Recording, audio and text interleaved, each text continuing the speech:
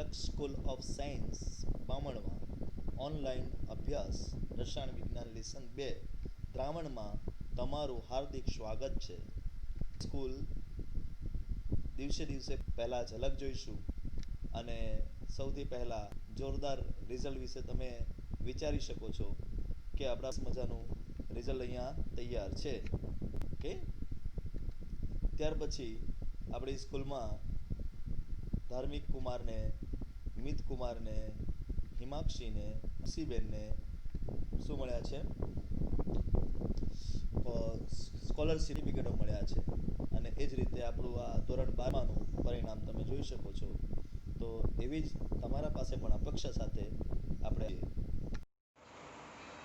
Welcome વિદ્યાર્થી મિત્રો, લક્ષ સ્કૂલ ઓફ સાયન્સની અંદર તમારું ફરી એકવાર સ્વાગત છે. આજે આપણે આ વિડીયો થકી જોવા જઈ રહ્યા છે સંકલ વેગ સમીકરણ. અત્યાર સુધી આપણે વિકલ વેગ સમીકરણને ભણ્યા. વિકલ વેગ સમીકરણ આપણા પાસે કંઈક આવા પ્રકારે હતું: -dr બાય dt બરાબર k r⁻n. આ આપણા પાસે વિકલ વેગ સમીકરણ હતું. આ વિકલ વેગ સમીકરણમાં -dr/dt નો જે ભાગ હતો એ -dr/dt એ આપણને વિકલન વેગ સમજાવતું હતું. k વેગ અચળાંક છે, r સાંદ્રતા છે અને n એ પ્રક્રિયાનો ક્રમ છે. જે પ્રક્રિયાનો ક્રમ બદલાતો રહે છે, આ પ્રક્રિયાના ક્રમના બદલાવને હિસાબે આપણે પ્રક્રિયાને વિચારી શકીએ છીએ. જુદા જુદા પ્રક્રિયાના ક્રમ હોઈ શકે. હવે અહીં આ વસ્તુને આપણે આગળ વધારતા પહેલા અહીં કેટલીક વાત આપણે બેઝિક કરવાની છે, જે બેઝિક ધોરણ 12માની જ છે, પરંતુ મેથ્સ ડિપાર્ટમેન્ટની છે. હવે આ મેથ્સ ડિપાર્ટમેન્ટમાં કેટલાક જણને મેથ્સ હોય એને બહુ ઈઝી લાગે, પણ જેનું બાયોલોજી છે તેને થોડી તકલીફ પડે છે. તો માટે પહેલા હું તમને એક ફંડામેન્ટલ બેઝિક સમજાવવાનો પ્રયત્ન કરું છું, જેને સંકલન તરીકે ઓળખવામાં આવે છે. સંકલન અને વિકલન આમ બે ભાગ હોય છે. કોઈ મોટો ભાગ છે, આ મોટા ભાગને ટુકડામાં, નાના નાના ટુકડાઓમાં આપણે જે વહેંચવાની પ્રવૃત્તિ કરીએ છીએ, આવી રીતે જુઓ, આ પહેલા મોટો ચોરસ હતો તેને 4 નાના ચોરસમાં, પછી તેને બીજા નાના 4 ચોરસમાં, પછી તેને બીજા નાના ચોરસમાં, આમ એક મોટા ટુકડાને આપણે ચોરસમાં ને ચોરસમાં તોડતા જઈએ છીએ. આ ઘટનાને આપણે શું કહીએ છીએ? વિકલન તરીકે ઓળખીએ છીએ. એનાથી ઉલટું, જે નાનો ટુકડો છે, આ નાના ટુકડાને 4 ભાગમાં મોટો કરી દીધો, પછી જે આ મોટો ટુકડો બન્યો, એ મોટા ટુકડાને બીજા 4 ભાગમાં આપણે મોટો ટુકડો કરી દીધો. આ મોટા ટુકડાને પછી એના બીજા 4 ભાગમાં એવો મોટો કરી દીધો. તો આ નાની વસ્તુ થતી હતી, હવે આ નાની વસ્તુને આપણે મોટી વસ્તુ બનાવી દીધી, તે કહેવાય છે સંકલન. આમ આપણા પાસે એક કોન્સેપ્ટ છે વિકલનનો, તો બીજો સંકલનનો. વિકલનમાં મોટી વસ્તુને આપણે નાની વસ્તુ તરફ લઈ જઈએ છીએ, જ્યારે સંકલનમાં નાની વસ્તુને મોટી કરવાનો પ્રયત્ન છે. વિકલન માટે સિમ્બોલ d/dt રાખવામાં આવે છે અને સંકલન માટે સિમ્બોલ સંકલન dt રાખવામાં આવે છે. આ ભાગ નાનું કરી શકે છે, તો આ ભાગ મોટો કરી શકે છે. બંને એકબીજાના વિરોધી છે. તો આટલી વસ્તુ આપણે વિકલન અને સંકલનના પાયાની બાબત સમજવાની છે. વિકલન મોટી વસ્તુને તોડીને નાનું કરી શકે છે, સંકલન નાની વસ્તુને મોટું બનાવી શકે છે. બંનેનો આકાર સેમ તમને દેખાઈ શકે છે. તો આ હતું આપણા પાસે સંકલન અને વિકલન. એમાં સંકલન માટે કેટલાક સૂત્ર તૈયાર થાય છે. અગર તમે આ સૂત્ર યાદ રાખો તો તમારા માટે વિકલન અને સંકલન બંને ખૂબ જ સરળ થઈ જાય છે. દાખલા તરીકે પહેલું સૂત્ર છે, કોઈ પણ એક સંખ્યાનું સંકલન x + c થાય છે. બરાબર? અહીં આપણે dx લખ્યું એટલે અહીંયા x, dt હોત તો અહીંયા t થાત. દાખલા તરીકે x ના બદલે અહીંયા t કરી દઈએ, તો તો અહીંયા આપણા પાસે જવાબ આવી જાય છે t પ્લસ c. c એ સ્વેર અચળાંક છે. સ્વેર અચળાંકનો અર્થ થાય છે કે જ્યારે વિકલન કરીએ છીએ ત્યારે વિકલનમાં અચળ સંખ્યાનું વિકલન શૂન્ય આવે છે. કોઈ પણ અચળ સંખ્યાને આપણે જો ચોક્કસ સંખ્યા છે 5 છે બરાબર. હવે આપણે થોડીક પહેલા માહિતી જોઈ હતી તો જ્યારે આપણે વિકલન કરીએ છીએ એટલે તફાવત કાઢીએ છીએ. 5 એક મુખ્ય સંખ્યા છે, અચળ છે. 5 નો તફાવત કોના સાથે ગણવાનો? 5 સાથે. તો 5 - 5 કેટલા થઈ જાય? 0. એટલે 5 નું વિકલન 0 થઈ જાય છે. ઓકે, એટલે કોઈ પણ અચળ સંખ્યાનું વિકલન 0 થઈ જાય. x + 5 લઈએ તો x નું વિકલન 1 પણ 5 નું વિકલન 0 થઈ ગયું. હવે એનાથી ઉલટી પ્રક્રિયા કરીએ તો 1 નું વિકલન x થાય પણ એના સાથે x ના સાથે જોડાયેલી બીજી શૂન્ય સંખ્યા હોય એનું વિકલન થવું જોઈએ, સંકલન થવું જોઈએ. તો એનું સંકલન એટલે સ્વેર અચળાંક. ટૂંકમાં આટલું બધું ગોળ ગોળ ફરવા કરતા એટલું યાદ રાખો કે જ્યારે સંકલન કરો છો તો સંકલન પૂર્ણ થાય ત્યારે એક અચળાંક ત્યાં મૂકવો જરૂરી છે. આ વાત ધ્યાનમાં રાખવાની છે. ચલો, એ જ પ્રમાણે આપણે કોઈ અચળ સંખ્યા લઈ લઈએ તો અચળ સંખ્યાનું સંકલન kt થઈ જાય અને સ્વર અચળાંક તો મૂકવાનો જ છે. ઓકે, આ અચળ સંખ્યા એમની એમ જ રહી પણ અચળ સંખ્યા સાથે જોડાયેલો 1 છે. આ 1 નું સંકલન t થઈ જાય છે. એ જ પ્રમાણે આપણે ત્રીજું લઈએ સંકલન t dt. જો t હોય તો તેનું સંકલન t² + c થઈ જાય. t²/2 + c થઈ જાય છે. શોર્ટમાં આ વસ્તુને તમે આવી રીતે યાદ રાખી શકો છો કે કોઈનો n ઘાત હોય તો n ઘાતનું સંકલન tn+1 n+1 + c થઈ શકે છે. તો આ સંકલનના કેટલાક બેઝિક નિયમો છે. અને પાંચમો એક સૂત્ર તમારે યાદ રાખવાનું છે એ સંકલન 1/t dt = ln t + c થાય છે. હવે ln એટલે શું? તો ln એટલે નેચરલ લોગેરિધમ. ઓકે, અને એ નેચરલ લોગેરિધમને તમે સામાન્ય લોગેરિધમમાં ફેરવવા જાઓ તો 2.303 log t આવું લખી શકાય છે. તો આ છે આપણા પાસે સંકલનના કેટલાક નિયમો. એકનું સંકલન t, k નું સંકલન kt, t નું સંકલન t²/2 જેને આપણે જનરલાઈઝ કર્યું તો tn+1/n+2. અહીંયા એક ઘાત હતો તો 1 ને 1 2 અને નીચે પણ ઉપર જેટલું હોય તેટલું જ નીચે આવે અને 1/t નું સંકલન થાય છે ln t. તો આશા રાખું કે આટલા સૂત્ર છે. આટલા સૂત્રને તમે ધ્યાનમાં રાખશો તો પણ તમને આરામથી આ જે સંકલનની પ્રક્રિયા આપણે જોવાની છે હવે એ આરામથી આવડશે. તો આ રીતે આપણે જ્યારે કોઈ એક વિકલ સમીકરણને લખીએ છીએ, આ વિકલ સમીકરણને હું આવી રીતે લખી શકું છું. કેવી રીતે? તો કે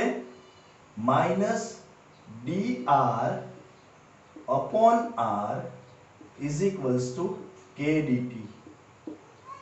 આ માઈનસ સાઈન અહીંયાથી કાઢીને હું અહીંયા પણ લખી શકું છું એટલે -k dt. આમાં મેં શું કર્યું છે? તો આમાં મેં કશું નથી કર્યું. આની અંદર આપણે એવો ભાગ લીધો છે કે r વાળા પદો જે છે એ r વાળા પદોને આપણે સાથે લઈ લીધા છે. કયા પદોને?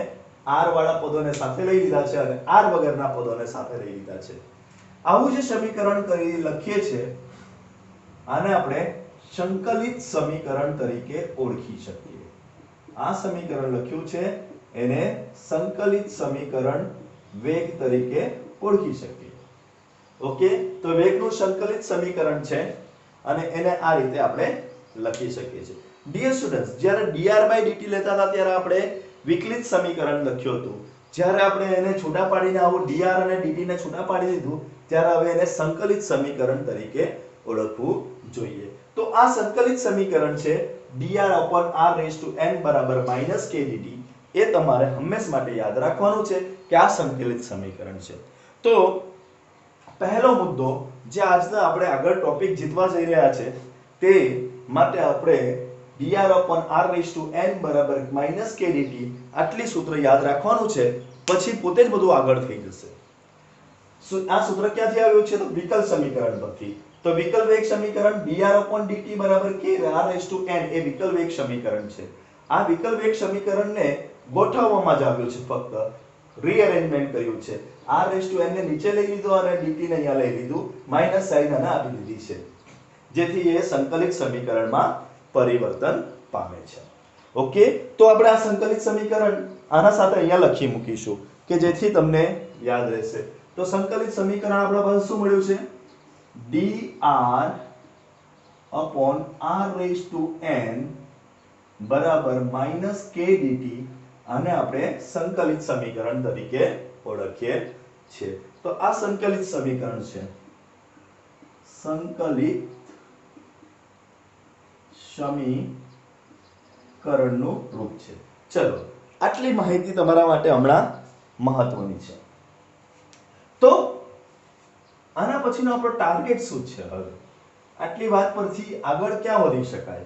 તો ડિયર સ્ટુડન્ટ્સ, હવે આગળ વધવાનું જે છે એ બહુ મહત્વનો તબક્કો છે અને આ મહત્વના તબક્કો જો અગર તમને આવડી જાય તો આપણું કામ એકદમ સરળ થઈ જાય એવું છે. તો શું આવડી જાય? તો ચલો, સૌથી પહેલા ધ્યાન આપો. આપણે આજે બે થિયરી જોવાની છે અને બંને થિયરી બહુ મજાની છે. ઓકે, આની અંદર આપણે કેટલીક વસ્તુ સમજવાની છે. એક રાસાયણિક પ્રક્રિયા થાય છે. રાસાયણિક પ્રક્રિયામાં સમય જતાં સાંદ્રતામાં ઘટાડો થાય છે. પ્રક્રિયકોની સાંદ્રતામાં સમય જતાં ઘટાડો થાય છે. આ સમય જતાં ઘટાડો થાય છે જેને આપણે વેગ કહીએ છીએ. અમુક વેગથી એ ઘટતી જશે. તો આપણે એવું અનુમાન કરી શકીએ એનાથી ઉલટું કે ભાઈ આટલા સમય પછી 10 મિનિટ પછી કેટલો પ્રક્રિયક બાકી બચ્યો હશે? ખ્યાલ આવે છે હું શું કહેવા માંગુ છું? કે આપણા પાસે એક પ્રક્રિયામાં સાંદ્રતામાં ઘટાડો થતો જોવા મળે છે. આ સાંદ્રતામાં ઘટાડો થાય ત્યાર પછી આપણે એમ કહી શકીએ કે 10 મિનિટ પછી, 15 મિનિટ પછી, કલાક પછી હવે કેટલી પ્રક્રિયા પૂર્ણ થઈ હશે, કેટલાક પ્રક્રિયક બાકી રહ્યો હશે, કેટલી નિપજ મળી હશે. શું આ બધું અનુમાન કરી શકાય છે? હા, આ બધું અનુમાન ગણિતના જોરે કરી શકાય છે, મેથ્સના જોરે કરી શકાય છે અને મેથ્સના અંદરનું આ સંકલન વિભાગ હવે આપણને કામ લાગશે. ઓકે, પરંતુ આપણે જાણીએ છીએ કે જે સમીકરણો છે એમાં r નો n ઘાત છે અને n પ્રક્રિયાનો ક્રમ છે અને આ પ્રક્રિયાના ક્રમ પ્રમાણે જ આપણા પાસે સમીકરણો તૈયાર થાય છે અને એટલા માટે હવે આપણે આને બીજી રીતે ધ્યાન આપવું જરૂરી છે. તો બીજી રીતે ધ્યાન કેવી રીતે આપવું એ સમજાવવા જઈ રહ્યો છું. તો હવે દરેક જણ બરાબર બોર્ડ પર ધ્યાન આપશે. આજની આપણી પહેલી ચર્ચા છે શૂન્ય ક્રમની પ્રક્રિયા.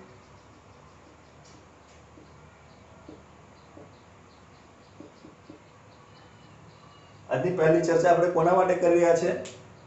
શૂન્ય ક્રમની પ્રક્રિયા.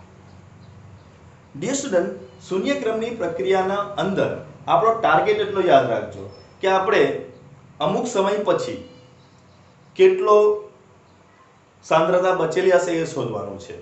પછી બીજી એક વસ્તુ આના અંદર મહત્વની છે અને એ વસ્તુ છે કે આપણે જાણીએ છીએ અમુક સમય પછી પ્રક્રિયા ચાલુ થાય. પ્રક્રિયા ચાલુ થયાના અમુક સમય થઈ જશે પછી આપણા પાસે જે પ્રક્રિયક લીધો છે એ પ્રક્રિયકની સાંદ્રતા બરાબર અડધી થઈ જશે. તો કેટલા સમયમાં આ પ્રક્રિયકની સાંદ્રતા અડધી થઈ જાય એની ગણતરી કરવાની છે. તેને આપણે અર્ધ આયુષ્ય તરીકે નામ આપીશું. શું નામ આપીશું? અર્ધ આયુષ્ય. અને એનો સિમ્બોલ શું લઈશું? અર્ધ આયુષ્ય એવું નામ આપીશું અને એનો સિમ્બોલ ટાઉ હાફ તરીકે લઈશું. ટાઉ એ લેટિન ભાષામાં ટી માટેનો શબ્દ છે એટલે ટી લઈશું અને એના માટે આપણે ટાઉ હાફ તરીકે લખીશું. તો આ છે આપણા પાસે અર્ધ આયુષ્ય સમય અને તેને આપણે ટી હાફ તરીકે લઈ શકીશું. તો ડિયર સ્ટુડન્ટ્સ, આ છે આપણી આજની રજૂઆત. ઓકે, ચલો તો રજૂઆત હવે ફરીથી અહીંથી ચાલુ કરું છું. શૂન્ય ક્રમની પ્રક્રિયા માટે શૂન્ય ક્રમની પ્રક્રિયા હોય તો લખવાનું પહેલો પ્રશ્ન કે અહીં શૂન્ય ક્રમ હોવાથી n બરાબર 0. શૂન્ય ક્રમની પ્રક્રિયા છે એટલે n શું થઈ જશે? 0. એ તો દેખીતી વાત છે કે શૂન્ય ક્રમની પ્રક્રિયા હોવાથી n હંમેશા શું થઈ જવાનો છે? 0. સંકલ સમીકરણ લેતા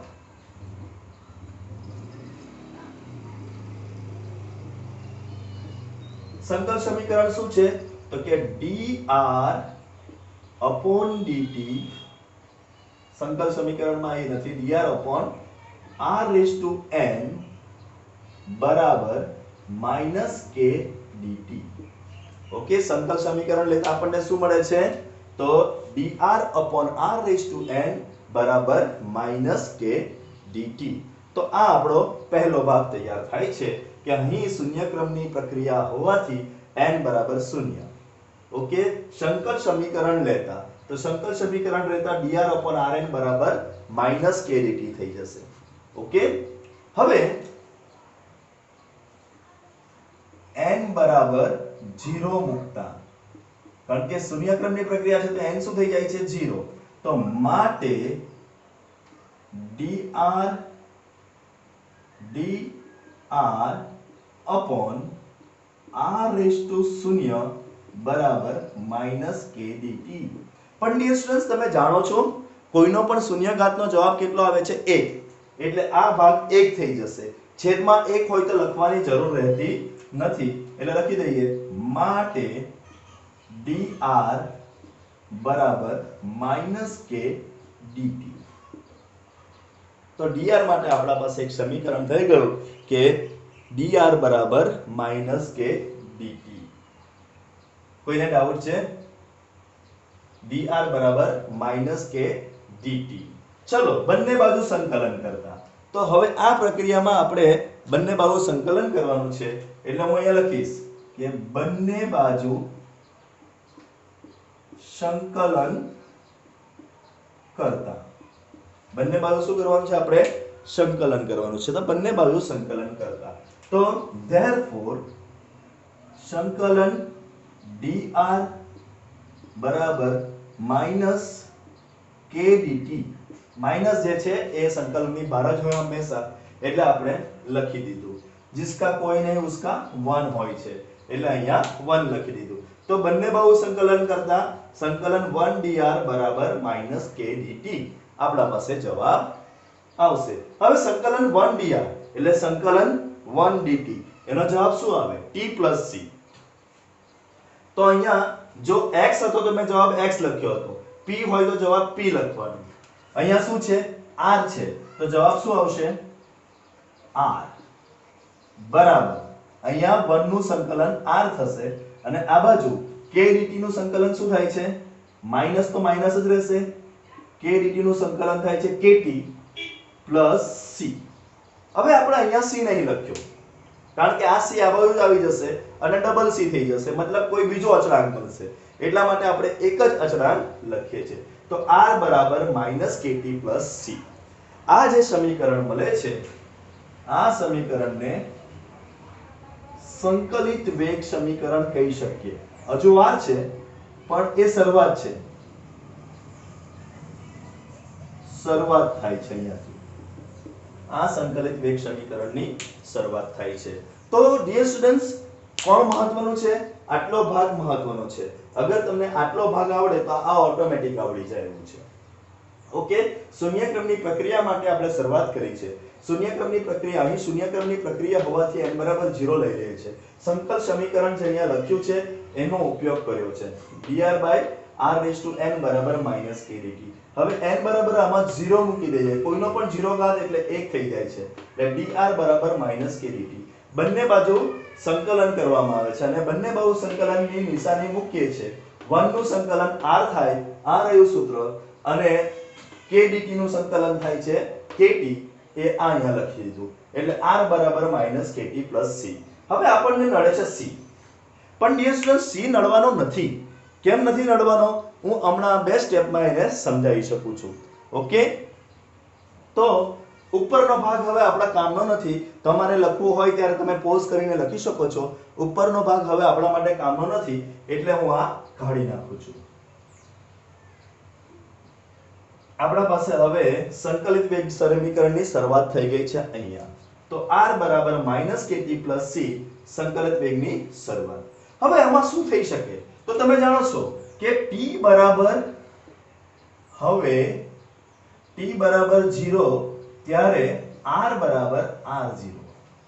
એનો મતલબ એવો થાય કે જ્યારે આપણે શરૂઆતમાં સમજો કે પ્રક્રિયકોની સાંદ્રતા r0 છે, મતલબ જ્યારે જો પ્રક્રિયા ચાલુ નથી થઈ ત્યારે આપણે લીધેલો પ્રક્રિયક r0 હોય, તો હવે t બરાબર 0 હોય ત્યારે r બરાબર r0. આ સમીકરણમાં મૂકી દઈએ, સમીમાં મૂકતા ચલો તો r તો r જ રહેશે બરાબર માઈનસ કે t ની જગ્યા પર શું મૂકી દઈએ 0, આ r0 છે બરાબર અને અહીંયા c. હવે k ગુણ્યા 0 તો કેટલા આવશે? આનો જવાબ 0 જ આવશે. તો આમ લખી શકીએ કે માટે r0 બરાબર c. એટલે શરૂઆતની સાંદ્રતા એ જ સ્વૈર અચળાંક છે. આના પરથી આપણે શું કહી શકીએ કે જે શરૂઆતની સાંદ્રતા છે એ જ સ્વૈર અચળાંક છે. તો ડિયર સ્ટુડન્ટ્સ, હવે આ સમીકરણમાં પાછો આપણે c ની જગ્યા પર r0 મૂકી દઈએ તો આપણા પાસે માટે આ સમીકરણ લીધું r બરાબર -kt અને c નું મૂલ્ય શું મળ્યું છે r0 એટલે r0 થઈ ગયું. માટે r બરાબર -kt r0. ઓકે, આને આપણે વિકલ વેગ સમીકરણ કહીએ છીએ. આ સમીકરણનું નામ વિકલ વેગ ભૂલથી બોલાયું છે. આ સમીકરણનું નામ છે સંકલ વેગ સમીકરણ. આ સમીકરણને આપણે સંકલ વેગ સમીકરણ તરીકે ઓળખીએ છીએ. તો આ સમીકરણ હતું, પરંતુ હવે t બરાબર 0 સમયે r બરાબર r0 લેતા r0 બરાબર k0 c આ શૂન્ય થઈ જતા c નું મૂલ્ય મળી ગયું. એ c નું મૂલ્ય આમાં મૂકી દેતા આપણને સંકલ વેગ સમીકરણ જોવા મળે છે. હવે સંકલ સમીકરણ મળ્યા પછી આપણે આની ગોઠવણી પુનઃ ગોઠવણી કરીએ અને પુનઃ ગોઠવણીમાં k ને કરતા બનાવીએ તો k બરાબર -kt આ બાજુ આવશે, આ બાજુ આવી જશે અને આ બાજુ જશે એટલે r0 r અને kt નો જે t છે એ આ લોકના છેદમાં આવી જશે. તો આ બીજું સમીકરણ બીજા એ જ સમીકરણ છે, એને બીજા સ્વરૂપમાં લખતા k બરાબર r0 r બરાબર t. આ સમીકરણ આપણે તારવી શકીએ છીએ, જ્યાં આપણે વેગ અચળાંક, સમય, પ્રારંભિક સાંદ્રતા અને જે તે સમયની સાંદ્રતાને સાંકળીએ છીએ. અહીંયા આપણે કોને કોને સાંકળીએ છીએ? તો વેગ અચળાંક, પ્રારંભિક સાંદ્રતા, જે તે સમયની સાંદ્રતા અને જે તે સમય, આટલાને આપણે સાચવી શકીએ છીએ. હવે આની અંદર અર્ધ આયુષ્ય શોધી શકાય છે. આ સમીકરણ પરથી આપણે જો t ને કરતા બનાવીએ, t ને કરતા બનાવવા માટે આપણે લખી દઈએ આના, અથવા શું લખી શકાય? t ને ઉપર લઈ લઈએ તો t બરાબર r0 r upon k. તો t ને જો કરતા બનાવવાનું હોય તો આપણા પાસે મળશે r0 r છેદમાં k. આટલા સુધી સમજ પડી ગઈ. હવે અર્ધ આયુષ્ય સમય. તો અર્ધ આયુષ્ય સમય t બરાબર આપણે કેટલો લીધો હોય? Tau half. અને આપણે જાણીએ છીએ જ્યારે r બરાબર કેટલો થઈ ગયો હશે તો t બરાબર ટાઉ હાફ. અર્ધ આયુષ્ય માટે મેં એવો શબ્દ વાપર્યો કે જ્યારે સાંદ્રતા અડધી થઈ ગઈ હોય. હવે પ્રારંભિક સાંદ્રતા કેટલી લીધી છે આપણે? r0 અને અડધી થઈ જાય એટલે એનો મતલબ શું થયો કે r બરાબર r0/2. મતલબ t બરાબર ટાઉ હાફ સમય. ટાઉ હાફ એ સિમ્બોલ છે, એક ચિહ્ન છે. ટાઉ હાફ એ સિમ્બોલ છે, ચિહ્ન છે. કોના માટેનો ચિહ્ન છે? કે અર્ધ સમય, અર્ધ આયુષ્ય સમય. બરાબર? અર્ધ આયુષ્ય એટલે શું? જે પ્રારંભિક સાંદ્રતા લીધી છે તે અડધી થઈ જાય એટલે આપણા પાસે r બરાબર r0/2. એટલે હવે આ સમીકરણમાં t ની જગ્યા પર શું મૂકીશું? Tau half. ઓકે, r0 તો r0 જ છે અને r ની જગ્યા પર શું મુકાશે? r0/2 અને છેદમાં k. ઓકે, હવે અહીં તમે જોઈ શકો છો કે આ આખું છે ને આ અડધું છે. આ આખું છે અને આ અડધું છે. તો આખામાંથી અડધું જાય તો કેટલું બચશે? તો આખામાંથી અડધું જાય તો શું બચશે? અડધું. આખામાંથી અડધું ફાડી નાખીએ તો અડધું બચશે. એટલે હવે આપણા પાસે અર્ધ આયુષ્ય સમય r0 to k. આ આખામાંથી અડધું એટલે અડધુંનો જે 2 છે એ મેં છેદમાં લઈ લીધો. એટલે ટાઉ હાફ માટેનું આપણા પાસે સૂત્ર થઈ ગયું શૂન્ય ક્રમની પ્રક્રિયા માટે. આ બધું જે ચાલ્યું છે એ કોના માટે ચાલ્યું છે? શૂન્ય ક્રમની પ્રક્રિયા માટે. મિત્રો આ પ્રશ્ન 4 માર્કમાં પૂછાય છે. કેવી રીતે પૂછાશે? તો આ પ્રશ્ન આવી રીતે પૂછાશે કે શૂન્ય ક્રમની પ્રક્રિયા માટે સંકલ વેગ સમીકરણ તારો અને અર્ધ આયુષ્ય સમય શોધો. પ્રશ્ન શું પૂછાશે? શૂન્ય ક્રમની પ્રક્રિયા માટે સંકલ વેગ સમીકરણ તારવો અને શૂન્ય અર્ધ આયુષ્ય સમય શોધો. તો આ પ્રમાણે આપણે સંપૂર્ણ ન્યાય આ દાખલાને આપી શકીએ છીએ અને આ રીતે આપણે સમીકરણની પણ તારવણી કરીએ છીએ. તો હું આશા રાખું છું કે શૂન્ય ક્રમની પ્રક્રિયા કેવી રીતે થશે એ તમે સમજી લીધી. પહેલા સ્ટેપમાં શું લખ્યું છે? સંકલિત સમીકરણ લખ્યું છે. સંકલિત સમીકરણ પછી આપણે લખ્યું કે શૂન્ય ક્રમની પ્રક્રિયા હોવાથી n બરાબર 0 એટલે સંકલિત સમીકરણમાં n ની જગ્યા પર આપણે શૂન્ય મૂકી દીધું. n ની જગ્યા પર શૂન્ય મૂકતા એ 1 થઈ જાય છે અને આપણને એક સમીકરણ મળે છે. બંને બાજુ સંકલન કરીએ છીએ. બંને બાજુ સંકલન કરતા આપણને આ સમીકરણ મળે છે r0 બરાબર -kt + c. એમાં t બરાબર 0 અને r બરાબર r0 શૂન્ય સમયની સાંદ્રતા મૂકવામાં આવતા c બરાબર r0 થઈ જાય. જે સમીકરણમાં c ની જગ્યા પર મૂકી દેતા આપણને આ સમીકરણો 1 2 અને 3 જે ત્રણ સરખા જ સમીકરણો છે એ મળે છે અને એનાથી આપણું આ આગળનું કામ ચાલે છે. ઓકે, પછી આપણે અર્ધ આયુષ્ય સમય શોધીએ છીએ. ચલો, અર્ધ આયુષ્ય સમય પછી હજુ એક મુદ્દો આમાં સમજવાનો બાકી છે. એટલે હવે આ સમીકરણને ફરીથી તમે ધ્યાન આપો. તો આ સમીકરણને અગર તમે ધ્યાન આપશો બરાબર તો આ સમીકરણમાં તમે શું જોઈ શકો છો? તો આ સમીકરણને રેખાના સમીકરણ y બરાબર mx + c સાથે સરખાવવામાં આવે. રેખાનું સમીકરણ શું છે? તો રેખાનું સમીકરણ, હવે બાયોલોજી વાળા તમારે ચિંતા કરવાનું નથી. તમારે y બરાબર mx + c યાદ રાખવાનું છે. મેથ્સ વાળાને તો ખબર જ છે કે રેખાનું સમીકરણ, પરંતુ હવે પછી આપણે આ ગોખાઈ જવું જોઈએ, મગજમાં બેસી જ જવું જોઈએ કે રેખાનું સમીકરણ એટલે શું? y બરાબર mx + c. રેખાનું સમીકરણ એટલે શું? y બરાબર mx + c. ત્રીજા લેસનમાં પણ આપણે ભણ્યા છે. એટલે હવે આમાં કોઈ ગડબડ ન થાય એ ઉચિત રહેવું જોઈએ. તો y બરાબર r થશે, m બરાબર -k થશે, x બરાબર t થશે અને c બરાબર r0 થશે. મતલબ x અને y નો વિરુદ્ધ જો આલેખ દોરવામાં આવે, ઓકે, તો આપણે અહીંયા લખીશું x અને y વિરુદ્ધનો આલેખ. ચલો, x કોણ છે? t, એટલે અહીંયા લખવું પડશે સમય. y કોણ છે? r, એટલે અહીંયા લખવું પડશે સાંદ્રતા. કોઈ ડાઉટ રહ્યો? તો x અહીંયા શું બને છે? સમય બને છે અને r y શું બને છે? r બને છે. r એટલે કોણ? સાંદ્રતા બને છે. હવે આ આલેખ માઈનસ છે. માઈનસ નો મતલબ થાય ઓછું થવું. ઓછું થવું એટલે ઉપરથી નીચે પડવું. પ્લસ નો મતલબ થાય વધવું એટલે નીચેથી ઉપર જવું. તો આ સમીકરણ આપણે આ રીતે રેખા સીધી હોય એટલે આ સમીકરણને આપણે આ રીતે દોરી શકીએ છીએ કે ઉપરથી એ નીચે પડે છે, માઈનસ છે એટલા માટે. હવે એની અંદર આપણે કેટલીક વસ્તુ લખવાની છે તે ધ્યાન રાખો.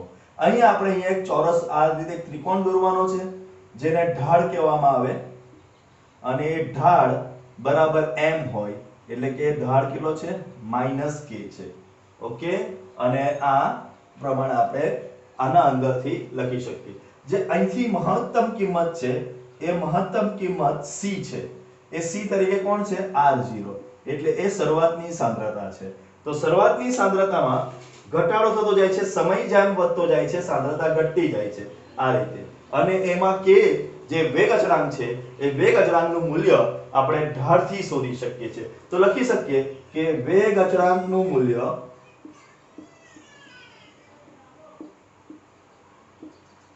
રેખાના ઢાળના ઉપયોગથી શોધી શકાય. તો ઢાળનું મૂલ્ય કોનાથી શોધી શકાય છે? રેખાના k નું મૂલ્ય, k એટલે વેગ અચળાંક. વેગ અચળાંકનું મૂલ્ય શાનાથી શોધી શકાય છે? રેખાના ઢાળના ઉપયોગથી શોધી શકાય છે. તો આ 4 માર્કના પ્રશ્નમાં આટલું બધું જ લખાયેલું રહેવું જોઈએ. આ 4 માર્કનો જે પ્રશ્ન છે એમાં આટલી બધી વસ્તુ લખાયેલી હોય તો આપણને સરળતાથી આવડી જાય. તો આના સાથે આપણો શૂન્યક્રમની જે પ્રક્રિયા છે એ શૂન્યક્રમની પ્રક્રિયાને આપણે ન્યાય આપી દીધો છે. કેટલા સ્ટેપ છે? તો સૌથી પહેલું સંકલિત સમીકરણ લખો, n ની કિંમત મૂકો, ગોઠવણી તો આપણે કરેલી જ છે પહેલેથી, સંકલન આપો, સંકલન આપ્યા પછી ગોઠવણી કરો, k ને કરતા બનાવો, t ને કરતા બનાવો, અર્ધ આયુષ્ય શોધો અને આલેખ દોરો. ચલો, પ્રથમ ક્રમની પ્રક્રિયા માટે તમારે જાતે કરવાનું છે. જાતે કરતા જાઓ, શું કઈ કઈ વસ્તુ આપણે કરી છે એ જોતા જાઓ અને પ્રથમ ક્રમની પ્રક્રિયા માટે આ કાર્ય જાતે કરવાનું છે. ચલો કરો, મંડી પડો. પ્રથમ ક્રમની પ્રક્રિયા માટેનું કામ તમારે કરવાનું છે. ઓકે, છતાં હું તમને સહાય કરું છું. નંબર 2 હેડિંગ છે આપણા પાસે, નંબર 2 શૂન્ય ક્રમના બદલે હવે આપણે અહીંયા બદલીને લખીશું પ્રથમ ક્રમની પ્રક્રિયા. ચલો, પહેલો સ્ટેપ તમે મને લખાવી શકશો? બધાને આવડવો જ જોઈએ પહેલો સ્ટેપ. તો ડિયર સ્ટુડન્ટ્સ, આપણા પાસે પહેલો સ્ટેપ છે, બધાથી પહેલું, કે પ્રથમ ક્રમની પ્રક્રિયા હોવાથી n બરાબર 1. તો પહેલો સ્ટેપ લખી દઈએ, પ્રથમ ક્રમની પ્રક્રિયા હોવાથી n બરાબર 1. શૂન્ય ક્રમની માં n બરાબર 0 લીધો તો પ્રથમ ક્રમમાં n બરાબર 1 લેવાનું. ચલો, સંકલિત સમીકરણ લખતા તો હવે લખીએ સંકલિત સમીકરણ. તો સંકલિત સમીકરણ આપણા પાસે શું છે? તો સંકલિત સમીકરણ છે dr upon r raised to n બરાબર -k dt. ચલો, n બરાબર કેટલા મૂકવાના થશે? 1. તો અહીં આપણા પાસે n બરાબર 1 લેતા dr upon r નો એક જ ઘાત તો લખવાની જરૂર નથી, બરાબર -k dt. તો આ પહેલી આપણી શરૂઆત થઈ ગઈ છે. એક વસ્તુને આપણે અહીં સુધી પહોંચાડી દીધું છે કે જ્યાં સુધી આપણે કોને ઉપયોગ કરી શકીએ છીએ? સમીકરણને તૈયાર કરી દીધું. હવે બંને બાજુ સંકલન આપતા, તો એને આપણે બીજા કલરથી લખવાનું થશે કારણ કે એટલું પૂછવાનું થશે પછી. તો બંને બાજુ સંકલન કરતા, હવે આપણે શું કરીએ છીએ? બંને બાજુ સંકલન કરીએ છીએ. તો સંકલન કરતા આપણને શું મળશે? સંકલન dr upon r બરાબર -k dt. ચલો, સૂત્ર લખેલા જ છે, શું લખવાનું શોધી નાખો, જાતે શોધો. કયો કયો સૂત્ર વપરાશે એ વિચારો. આના જેવું આમાં ક્યાં ક્યાં તમને દેખાય છે? જો આ વસ્તુ છે, આ પાંચમું સૂત્ર, dt છેદમાં t dr છેદમાં r. dt1 dt ગુણ્યા 1 એટલે dt થઈ ગયું, dt છેદમાં t એટલે dr છેદમાં r, અને આ તો આ રહ્યું. તો ચલો, પહેલા આના માટે 1 upon t માટે ઇન્ટિગ્રેશન શું થાય છે? ln t. તો dr by r માટે શું થશે? ln r. શું થઈ ગયું? ln r. આના માટે શું થઈ જશે? kt plus c. તો આ સમીકરણ આપણા માટે તૈયાર થઈ ગયું, સંકલનનું શરૂઆત થવાનું. તો ln r બરાબર kt plus c. ઓકે, હવે ફરીવાર આમાં t બરાબર 0 સમય માટે r બરાબર r0 લેતા, 0 સમય માટે r કેટલા થઈ જાય? r0 લેતા. તો હવે આમાં આપણે લખી દઈએ, શું થઈ જશે? ln r0 આ k into 0 વત્તા c માટે c બરાબર ln r0. c કેટલા થઈ જવાના છે?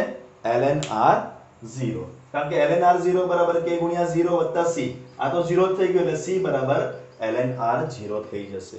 હવે આ c ની કિંમત આપણે મુખ્ય સમીકરણમાં મૂકી દઈએ એટલે ઉપરનો ભાગ હવે નકામો છે, એટલે એને કાઢી નાખીએ તો આ c ની જગ્યા પર આપણે ln r0 મૂકીએ તો આપણા પાસે હવે સૂત્ર થઈ જશે ln r બરાબર kt માઈનસ kt છે ઓકે આ માઈનસ છે એટલે minus kt plus ln r0 આ સમીકરણ તૈયાર થઈ ગયું આ સમીકરણને સંકલિત વેગનું સમીકરણ પ્રથમ ક્રમની પ્રક્રિયા માટે કહેવામાં આવશે આ સમીકરણ કોનું છે આ સમીકરણ છે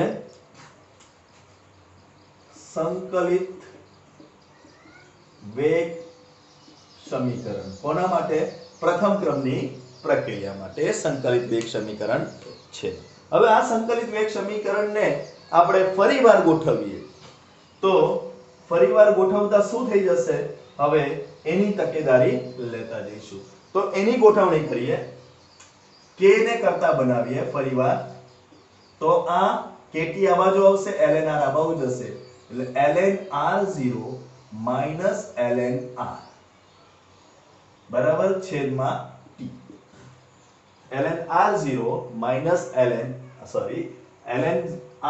માઈનસ ln r છેદમાં t થઈ જશે હવે આપણે આને ln ની જગ્યા પર શું મૂકી શકીએ 2.303 અથવા તો પહેલા એક કામ કરીએ k બરાબર 1/t આ t ને હું અલગ લખું છું ln r0 ભાગ્યા r દરેક જણને ખબર છે કે જો log હોય અને log માં જો ભાગાકારની ક્રિયા થતી હોય તો બાદબાકી મળે તેનાથી ઉલટું લોગોની બાદબાકી હોય તો આપણને ભાગાકાર મળે તો લોગોની બાદબાકી logs છે એની બાદબાકી છે તો તે ભાગાકારમાં ફેરવાઈ જાય છે એટલે k બરાબર 1/t ln r0 r આપણા પાસે સૂત્ર તૈયાર થાય છે તો k બરાબર 1/t ln r0 હવે ln ની જગ્યા પર આપણે 2.303 મૂકવું હોય તો શું મૂકી શકીએ તો k બરાબર 2.303 છેદમાં t log r0 છેદમાં r આ આપણા પાસે સમીકરણ k શોધવાનું અથવા આ સમીકરણને તમારે બીજી રીતે લખવું હોય તો બીજી રીતે તમે આ રીતે લખી શકો છો ઓર t બરાબર 2.303 છેદમાં k log r0 by r બંને રીતે લખી શકાય ઓકે t બરાબર 2.30 તો અહીં આપણે t ને કરતા બનાવીએ તો t બરાબર શું લખી શકાશે 2.303 છેદમાં k log r0 છેદમાં r ચલો અર્ધ આયુષ્ય સમય શોધી નાખીએ તો અર્ધ આયુષ્ય સમય લખી દઈએ અહીંયા અર્ધ આયુષ્ય સમય ચલો અર્ધ આયુષ્ય સમય માટે શું લખીશું તો બધાને ખબર છે અર્ધ આયુષ્ય સમય માટે લખવાનું હોય છે કે t બરાબર tau half હોય ત્યારે r બરાબર r0/2 ત્યારે r બરાબર શું લખાશે r0/2 તો અહીંયા t ની જગ્યા પર tau half 2.303 છેદમાં k ઓકે અહીંયા log r0 છેદમાં r0/2 r0 ના છેદમાં આપણે શું લખીશું r0/2 તમે જોઈ શકો છો કે r0 અને r0 કટ થઈ જશે ફક્ત રહી જશે log 2 હવે log 2 નું મૂલ્ય તમે ગણતરી કરશો તો log 2 નું મૂલ્ય આ જે છેદ છે એ છેદ અંશમાં જતો રહેશે એટલે log 2 રહી જાય તો log 2 નું મૂલ્ય આવશે બધાને ખબર છે log 2 નું મૂલ્ય મેં તમને યાદ રાખવા કીધું છે log 2 નું મૂલ્ય હશે 0.3010 આ log 2 નું મૂલ્ય હોય છે તો log 2 નું મૂલ્ય 0.3010 લખી દઈએ તો tau half બરાબર 2.303 ગુણ્યા 0.3010 ભાગ્યા k અને આ બેનો જો તમે ગણતરી કરશો તો તમારા પાસે જવાબ આવે છે tau half બરાબર 0.693 upon k શું જવાબ આવે છે? ટાઉ હાફ બરાબર 0.693 છેદમાં k. તો આ સૂત્ર છે આપણા પાસે પ્રથમ ક્રમની પ્રક્રિયા માટે અર્ધ આયુષ્ય શોધવાનું. આ સૂત્ર કોના માટેનું છે? પ્રથમ ક્રમની પ્રક્રિયા માટેનું અર્ધ આયુષ્ય સમય શોધવાનું. તો ફરી એકવાર આપણે n બરાબર 1 મૂક્યું એટલે આપણા પાસે રહી ગયું dr/r is equal to -kt. સંકલન કર્યું તો ln r is equal to -kt plus c. હવે એની અંદર t બરાબર 0 ત્યારે r બરાબર r0 મૂક્યું એટલે આપણા પાસે સમીકરણ આવ્યું ln r બરાબર -kt ln r0. એને આપણે k માટે કરતા બનાવ્યું અને આપણે એને આ સૂત્ર સુધી લઈ જગ્યા ખાલી ગોઠવણી જ કરી છે અને ln ની જગ્યા પર 2.303. પછી t ને કરતા બનાવ્યું અર્ધ આયુષ્ય સમય શોધવા માટે t બરાબર ટાઉ હાફ અને r બરાબર r02 મૂક્યું એટલે r0 કટ થઈ જતા log2 મળે છે. log2 નું મૂલ્ય 0.3010 મૂકીએ તો ટાઉ હાફ ની કિંમત આપણને મળે છે 0.693/k. તો આ છે આપણા પાસે કયા ક્રમની પ્રક્રિયા?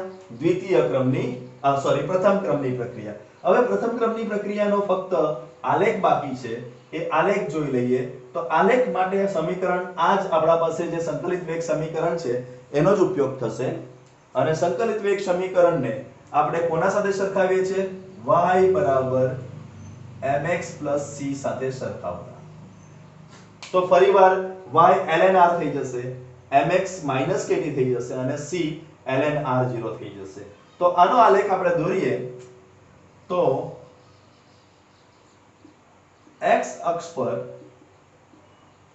ફરીવાર સમય આવશે, y અક્ષ પર ફરીવાર સાંદ્રતા આવશે પણ સાંદ્રતા હવે ln r સ્વરૂપની અંદર આવશે સાંદ્રતા